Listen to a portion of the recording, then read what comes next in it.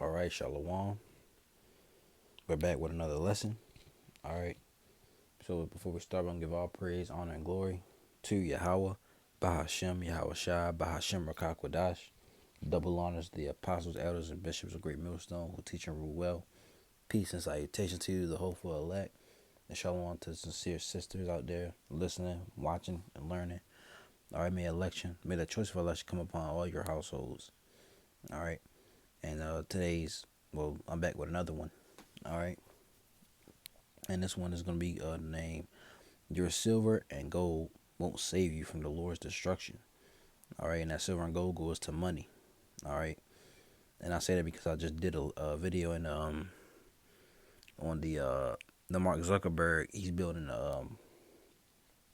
a bunker, a doomsday bunker. All right. And, you need to have a lot of money for that. You know. So he has a lot of money to, have for security to keep him secure, keep him safe from these things. All right, but unlike him, these other people, our people, even the Israelites, they think their money can save them from the Lord's, you know, destruction, man, from the Lord's, judgment, and it's not gonna happen. Now money is used for security. We can get that. Just look up the word money. Now that gives us that security, money security. Let's see what pops up. Nothing. All right, Salaki, let me do this.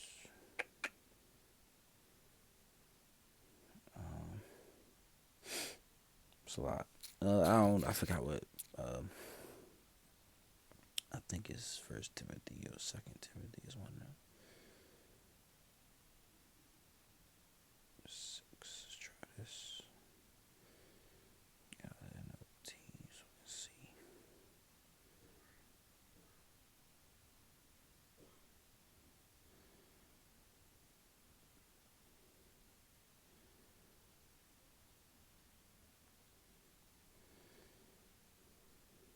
Nope. But yeah. But like I was saying, money I can't find. I think it's a verse on that, but I can't find it right now. But yeah, money can be used as a tool. As a tool for security. But not like from the Lord's destruction. The Lord's judgment. All right, not that type of security. Because that's not gonna help you. All right, so I got a few precepts lined up. We gonna start in Zephaniah. We can actually read First Timothy 6. All right. I'm gonna jump in that verse.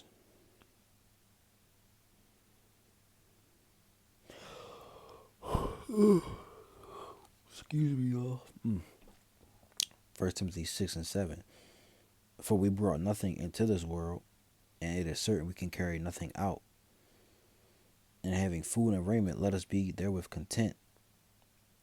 But they that will be rich fall into temptation and a snare, and into many foolish and hurtful lusts, which drown men in destruction and perdition. For the love of money is the root of all evil, while some coveted after.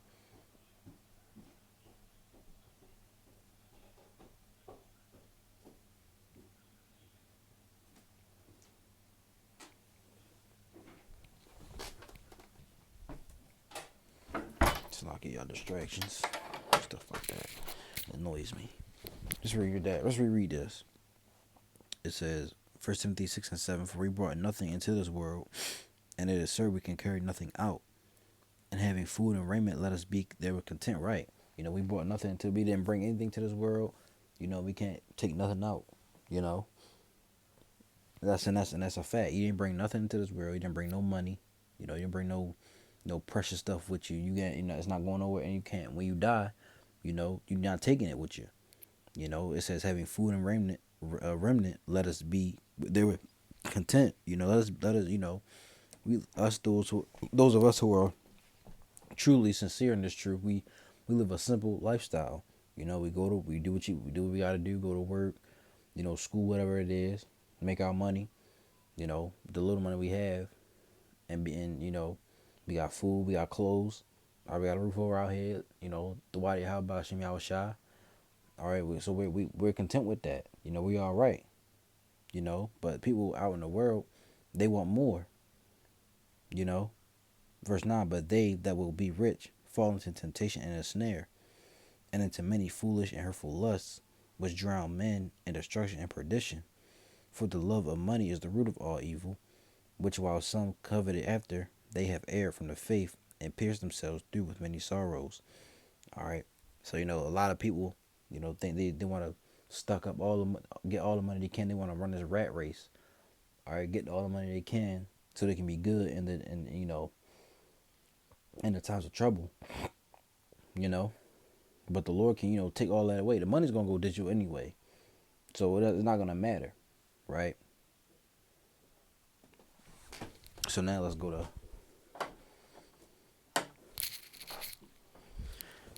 what I have, right?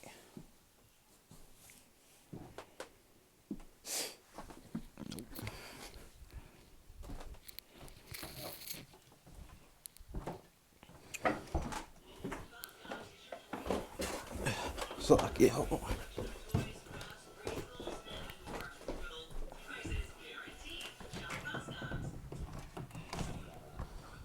This is Zephaniah 1. All right, had to come outside. Zephaniah 1. All right, this is the day of judgment on Judah.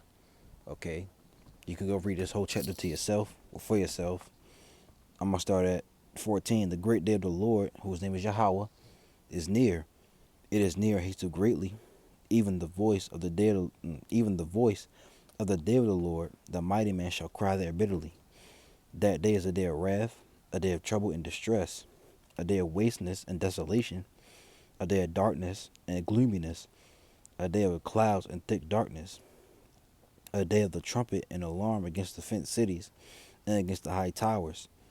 I will bring distress upon men, that they shall walk like blind men, because they have sinned against the Lord, and their blood shall be poured out as dust, and their flesh as dung. All right, verse 18. Neither their silver nor their gold shall be able to deliver them in the day of the Lord's wrath, but the whole land shall be devoured by the fire of his jealousy. For he shall make even a speedy riddance of all them that dwell in the land. What land is that? America, Babylon the Great. Okay, this wicked society. All right, the Lord is going to get rid of it. You know, he's going to make a speedy riddance. He's going to get, bring the fire. Okay, bring the fire upon this land. That's going to be through, like we always bring out, the nuclear destruction. All right, those nuclear missiles. All right. We read this in NLT. It says, verse 14, that terrible day of the Lord is near. Swiftly it comes, a day of bitter tears, a day when even strong men will cry out. It will be a day when the Lord's anger is poured out, a day of terrible distress and anguish, a day of ruin and desolation, a day of darkness and gloom, a day of clouds and blackness, a day of trumpet calls and battle cries. Down go the walled cities and the strongest battlements, because you have sinned against the Lord. I will make you grope around like the blind. Your blood will be poured into the dust, and your bodies will lie rotting on the ground. All right, people gonna be people gonna be a lot of people gonna die in these last days. All right, a lot of people gonna be there's gonna be a great death. Verse 18, NLT, your silver and gold will not save you on that day of the Lord's anger, for the whole land will be devoured by the fire of his jealousy. He will make a terrifying end of all the people on the earth. All right, and he's gonna save the elect. So they got the elect gonna be covered out of this thing. They're gonna get beaten up to the chariots.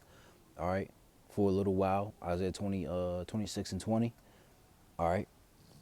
While the Lord Yahweh Shai is down here killing people. Lord willing, we of that number. All right, we of the elect.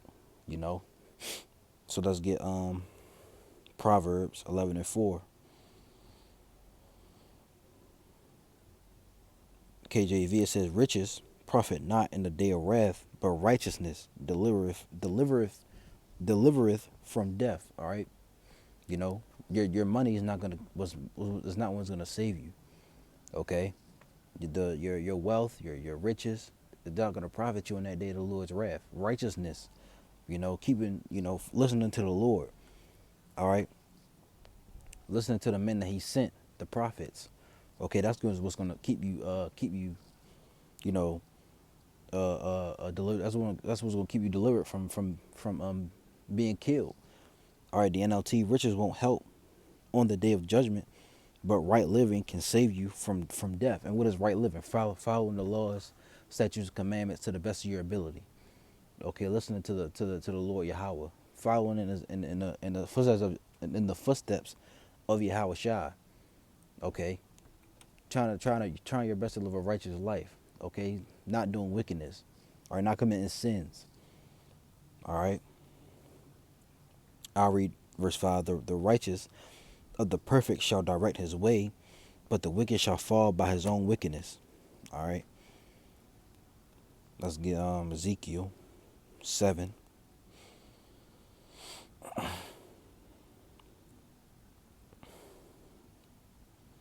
In verse 19, Ezekiel 7:19, it says, "They shall cast their silver in the streets, and their gold shall be removed. Their silver and their gold shall not be able to deliver them in the day of the wrath of the Lord. They shall not satisfy their souls, neither fill their bowels, because it is a stumbling block of their iniquity." Okay, like I just said, this money, your wealth, it's not gonna was help. It's not gonna save you, man. All right, and Esau, Edom, think that their riches and their wealth is what's gonna help them. No, it's not. You can build all the bunkers you want. Get all the food, stock up all the food, and this goes for anybody else out there. You Israelites, all right. You can stock up on all the food, get ammunition. You know, get as much money as you can. It's not gonna save you. It's not gonna help you in any way. All right. Ezekiel 7:19 NLT. They will throw their money in the streets, tossing it out like worthless trash. Their silver and gold won't save them on that day of the Lord's anger. It will never satisfy nor feed them, for their greed can only trip them up. All right, and like I said, this money's gonna be this paper money is gonna be thrown away anyways. It's gonna be done away with soon. Everything is going digital. Okay, it's gonna be digital IDs, the digital dollar. Okay, digital transactions is about to come in America. All right, and people out there don't know this stuff. They want to celebrate Christmas and New Year's and all this bullshit, man. Wearing matching, like the brother said. I was watching the brother earlier. Matching pajamas, matching PJs. Opening presents. In that mirthful spirit, right? But hey, the day of the Lord is gonna come like a thief in the night, man. I'm telling you, the Lord sent. Hey, he's setting up men. He set up men. All right, the prophets of old. And prophets right now that they're back. All right, and they're giving you the warning. Okay, and a lot of y'all not listening. But that's all right. What Ezekiel 2 says. It says Ezekiel 2 and 3. I read in NLT. Son of man, he said, I am sending you to Salakia. Ezekiel 2 and 3 NLT. Son of man, he said, I am sending you to the nation of Israel, a rebellious nation that has rebelled against me. They and their ancestors have been rebelling against me to this very day. They are a stubborn and hard-hearted people, but I am sending you to say to them, this is what the sovereign Lord says. And whether they listen or refuse to listen, for remember they are rebels, at least they will know they have had a prophet among them. Okay, so whatever, it doesn't matter. And whether you listen or you don't listen, whether you hear or forbear, you're gonna know that a prophet has been among you to give you the warnings. Okay, so let's go back to Ezekiel 7. So yeah, this all I want. That's matter of fact. I read again, NLT. They will throw their money in the streets, tossing out like worthless trash. Their silver and gold won't save them on that day of the Lord's anger. It will neither satisfy nor feed them, for their greed can only trip them up. Um, verse 20. They were proud of their beautiful jewelry and used it to make detestable idols and vile images. Therefore, I will make all their wealth disgusting to them. All right. So the Lord's gonna get rid of all of this shit, all the idols. People worship money. Money can be a worshiping thing to these people. All right, that's the god of mammon. You can't serve two masters. You either gonna love the one and hate the other, and people love the god of mammon. All right, they love that money. All right. Zephaniah 3:8.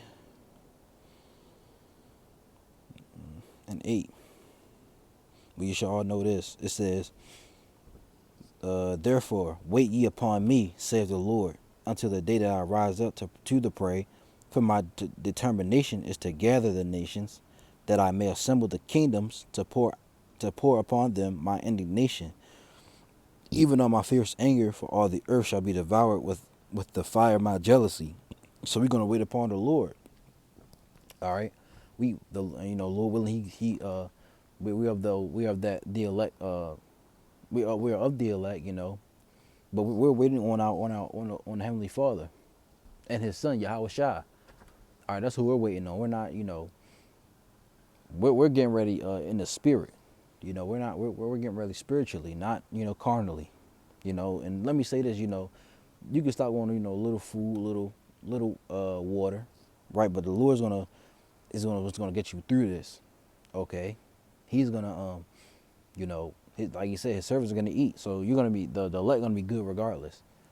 All right, they don't have nothing to worry about. The Lord's gonna have them covered. They have that hedge of protection. All right, this is one more I want to give. It was in Psalms. I think it was 49.